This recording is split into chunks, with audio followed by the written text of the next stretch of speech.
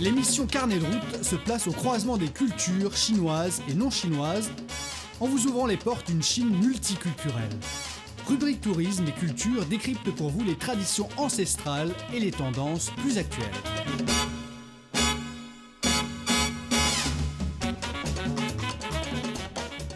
Bonjour à tous et bienvenue dans notre émission Carnet de route. La Chine, on parle beaucoup de la Chine comme puissance mondiale, mais concrètement, c'est quoi? D'où vient ça? Eh bien, aujourd'hui, on va explorer les bases industrielles qui ont fait la Chine moderne. Et pour ça, qui de mieux que Rocco, mon collègue qui a passé beaucoup de temps à visiter les usines, les ports, les zones de production chinoises. Et bien, aujourd'hui, il est là. Rocco, bonjour.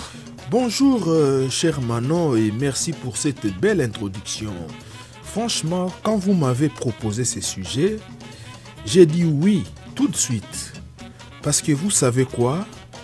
La Chine industrielle, c'est pas sexy comme sujet.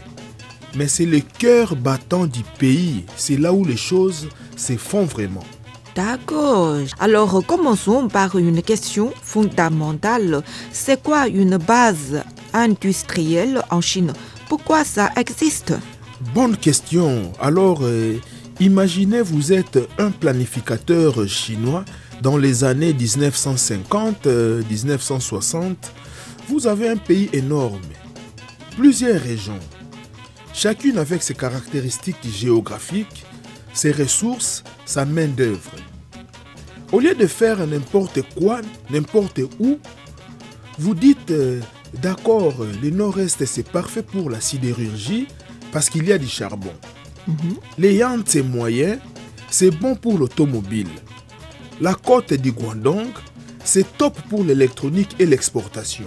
Très stratégique, donc c'est un plan délibéré. Exactement. C'est pas du hasard. C'est de la planification à long terme. Pendant que d'autres pays improvisaient, la Chine construisait des bases industrielles structurées. Aujourd'hui, il y a quelques grandes bases industrielles qui font la majeure partie de la production mondiale. Intéressant. Et pour les amis qui s'intéressent aux différentes bases industrielles de la Chine, par où on commence, Rocco? Quelle est la plus grande base industrielle chinoise? C'est comme demander quel est le plus beau monument de Paris. Mais bon, si je dois donner une réponse, cher Manon, la région du Yangtze moyen, particulièrement Wuhan et ses environs, c'est absolument impressionnant. Mais pour moi personnellement, la vraie base qui m'a le plus choqué, c'est le nord-est de la Chine, surtout la province de Liaoning. C'est là que tout a commencé en quelque sorte. Le Liaoning, je connais pas trop et... Oui, c'est l'une des plus vieilles bases industrielles de Chine. Ça a été développé intensivement. C'est une région de l'acier, du charbon, des machines lourdes. Et quand vous allez à Liaoyang ou Fushun, usines gigantesques, des bruits de production. D'accord. Donc là-bas, partout, c'est les scènes de production. Les machines, les bruits de production, les ouvriers, les stockages. Et c'est pas trop romantique comme description, Rocco. Est-ce qu'on peut visiter? Oui, absolument. Et c'est justement ce qui est fascinant, Manon. Ces usines, elles ressemblent à des monuments industriels. Certains sont fermés maintenant, ce qui est triste, mais les anciennes usines ont été reconverties en musées. Il y a le musée de l'industrie lourde de Liaoyang qui est tout simplement époustouflant. Vous entrez, vous voyez des machines géantes. Et des équipements des années 50-60, je crois. C'est comme un voyage dans les temps.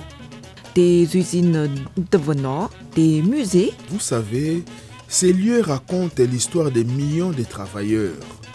C'est pas juste de la production, c'est des vies, de la sueur, de la fierté. Et maintenant, ça devient du patrimoine culturel. Ah, d'accord. Donc, les amis, si vous voulez approfondir vos connaissances sur les vieilles bases industrielles de la Chine, Liaoning, c'est une bonne option. Et à part Liaoning, je crois qu'il y a encore de nombreuses bases industrielles modernes. Qu'est-ce qui se passe de moderne maintenant? Ah, excellente question. Maintenant, le vrai star, c'est les Yangtze moyen et la côte. Et parlons du Yangtze moyen. Voilà, Wuhan, c'est la base automobile. Vous avez Dongfeng Motor, qui fabrique des millions de véhicules. Et puis, il y a aussi la sidérurgie, les chimiques. Vous descendez du Yangtze moyen en bateau, c'est impressionnant. Partout où vous regardez, il y a des usines, des quais de chargement. Des millions de véhicules, c'est énorme. Comment c'est structuré exactement, Hugo? Ah, Manon, c'est ce qui est impressionnant. C'est vraiment très hiérarchisé. Vous avez des usines géantes. On parle de 500 000 travailleurs dans un seul complexe industriel. 500 000? Oui. Oh, c'est énorme. Oui, et puis vous avez les usines des composants autour. C'est comme un écosystème. Une usine fait le moteur, l'autre les transmissions, l'autre les pneus. Tout est connecté logistiquement. C'est un vrai balai industriel, une véritable cité. Ah, c'est vrai, hein? 500 000 travailleurs qui travaillent dans une seule usine. Incroyable. Ça doit être une ville, presque. C'est exactement ça. Ce sont des villes industrielles complètes.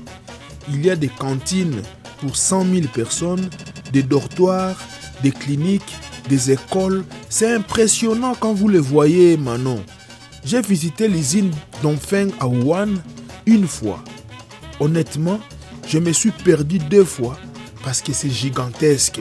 Vous êtes perdu dans une usine, c'est drôle. Tout de suite, on va aller voir la côte, c'est encore plus intéressant. Hein. Parlons de la côte maintenant. C'est là que la Chine fait du commerce, non? Absolument. La côte, c'est l'interface avec le monde. On parle de Shenzhen, de Shanghai, de Nibo. Ces villes sont les portes d'entrée et de sortie de la Chine. Et les bases industrielles là sont différentes. C'est de la haute technologie, du textile, de l'électronique. Ah, Shenzhen, c'est pas juste où il y a des jeunes qui développent des applications? Ah non, c'est bien plus que ça. Shenzhen, c'est la Silicon Valley chinoise. Mais c'est aussi le centre de production électronique du monde. À Huaxianbei, le quartier électronique, vous avez des milliers de petites boutiques qui vendent des composants, des circuits, des drones. DG qui contrôle 70% du marché mondial des drones civils, c'est basé là. Ah, c'est incroyable. Oui, c'est hein. incroyable, cher Manon. C'est presque tout le marché. Hein. Mais comment un pays peut contrôler autant d'un marché global? Ouais, c'est ça la beauté de l'intégration verticale. Vous avez tout sur place. Les matières premières, la main-d'œuvre, les talents, les universités, les investisseurs, les politiques gouvernementales favorables.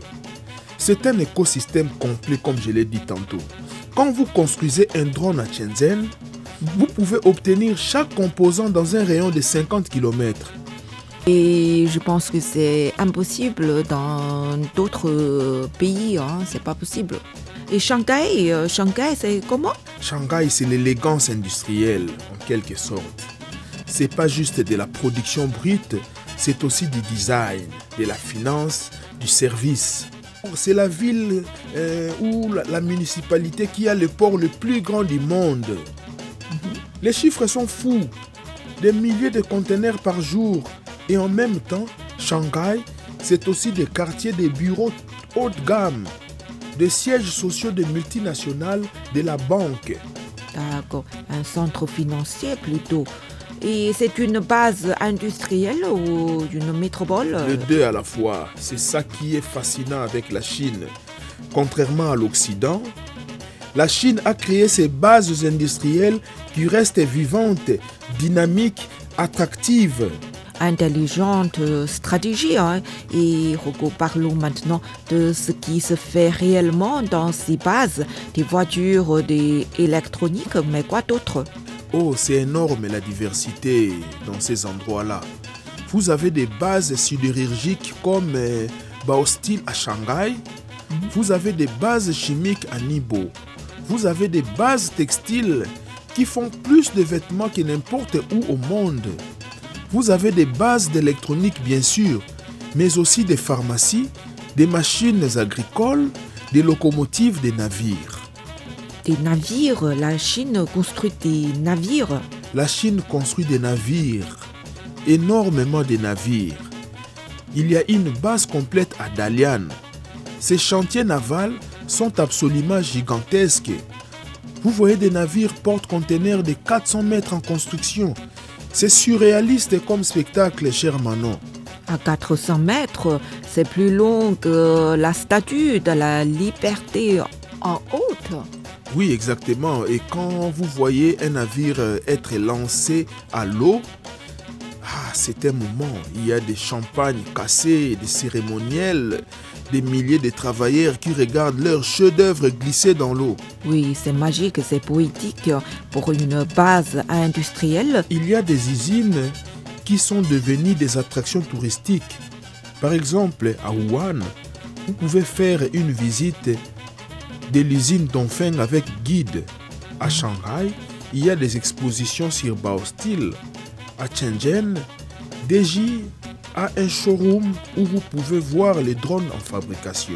C'est intéressant qu'elles ouvrent leurs portes. Ça aide à la réputation Absolument, en même temps. Absolument, cher Manon. C'est un vrai record. Ces usines, c'est de l'ingénierie impressionnante. Et pour les amis qui s'intéressent à la technologie, parlons de la technologie dans ces bases. Est-ce que c'est très automatisé? C'est en évolution rapide. Traditionnellement, la Chine, c'était beaucoup de main-d'œuvre manuelle, mais maintenant ça change vite. Vous allez à une usine d'automobile comme Tesla à Shanghai, c'est des robots partout, des bras robotiques qui soudent des convoyeurs automatisés, c'est impressionnant. Quand Elon Musk, le propriétaire de l'entreprise, l'a visité, il a dit quelque chose comme, je cite, « c'est incroyable ». Fin de citation. Même lui, il a poussé des soupirs. Oui, parce que l'automatisation était partout. Quand on visite les bases industrielles, qu'est-ce qu'on peut nous inspirer? Excellente question maintenant, cher Manon. Je pense qu'il y a 3 directions principales. D'abord, l'automatisation et la robotique vont continuer. Deuxièmement, l'ascension en gamme, moins de basiques, plus de technologies. Troisièmement, la résilience, moins de dépendance vis-à-vis du reste du monde. C'est pas fabriquer des t-shirts les moins chers du monde. C'est fabriquer les drones, les semi-conducteurs, les panneaux solaires haut de gamme. C'est viser les segments premium, Manon. Les forces productives, les nouvelles forces productives de qualité. D'accord. Et la Chine le fait déjà très bien. Tesla à Shanghai, c'est un exemple parfait. Donc les bases industrielles vont se transformer? Complètement. Les vieilles usines, c'est du passé.